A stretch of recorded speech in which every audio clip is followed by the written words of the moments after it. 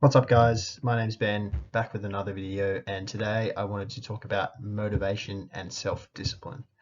There's a lot of websites and videos out there about these two concepts, and I'm going to unpack them a little bit more and talk about which one is more important for you moving forward in terms of goal achievement and personal success. Alright, so kicking things off with motivation. Motivation is essentially the degree of determination, drive, or desire with which an individual approaches or avoids a particular behavior.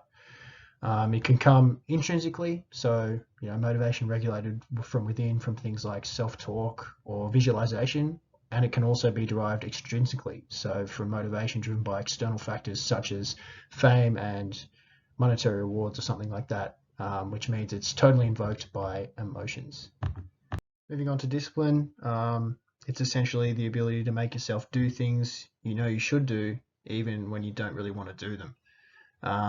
In this case, it's not evoked by emotions, and it's driven by internal control and the ability to do things, for example, in a daily routine on a regular basis. So it's essentially building the mindset to get things done no matter what. All right, moving into the motivation research, like I said, it can be derived intrinsically or extrinsically. Intrinsic motivation has been repeatedly associated with a variety of constructs, including long-term achievement. Repeatedly associated with long-term achievements, it's pretty questionable, as naturally you don't really have the same level of motivation 24/7. Extrinsic motivation is known to lead to individual benefits and can provide the basis for goal achievement. And for those of you that love sport, like me, I found this one quite interesting. Studies have investigated that both types of motivation have found negative, positive, and no effects on sporting performance, which kind of implies you need to be motivated at the right times to get the ideal sporting performance. So the definitions from research essentially shows that while motivation can be helpful with goal achievement and success, it's very much based on emotional illusions, which are destined to crash at some point. This means it's very temporary by nature, and even small changes and challenges may destroy your motivations to achieve your overall goal. All right, moving on to the self-discipline research. There's a lot of research out there regarding self-discipline, majorly positive in terms of achievement and success. So low levels of self-discipline lead to different problems in social and personal lives. So, on the flip side, high levels of self-discipline facilitate success and better achievements and the reaching of goals. Another one that I found quite interesting for those at university, like myself, this research found that achievements in university might be better predicted based on self-discipline rather than scores shown in school diplomas.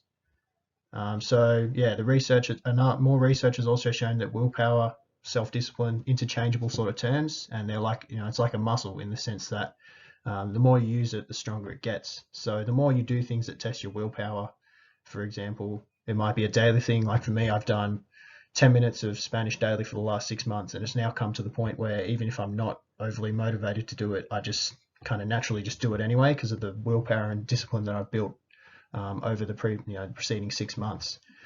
So the research essentially connotes that people who exercise self-discipline, they're problem-solving individuals. They're the ones that are able to set themselves up for success, and they can cope with seemingly challenging tasks on a consistent basis. And I believe that's really key, consistency, because 90% of goals cannot be achieved overnight. It's something you need to work and really nut away towards getting to that positive outcome. So consistency is very important, and that's what self-discipline definitely brings. So just to conclude, motivation is aimed to induce our emotions to do something which we are interested in. Illusions, which often keep motivation at a rather high level, eventually can be crashed. You need motivation all the time to reach goals and fulfill the dream, which is just not feasible. So essentially, you really need self-discipline because it teaches you to get things done even when the motivation is not there, which is obviously bound, like I said, is bound to happen at some point. So therefore, self-discipline is the key to goal achievement and success, not motivation. So thanks for listening, guys. I'll leave you with a quote on the following slide, and then on the following slide after that, links to the evidence-based research that I used to compile this particular PowerPoint. Like I said, I really like to back up what I'm saying with some research. So again, thanks for listening, guys, and we'll see you soon. Peace.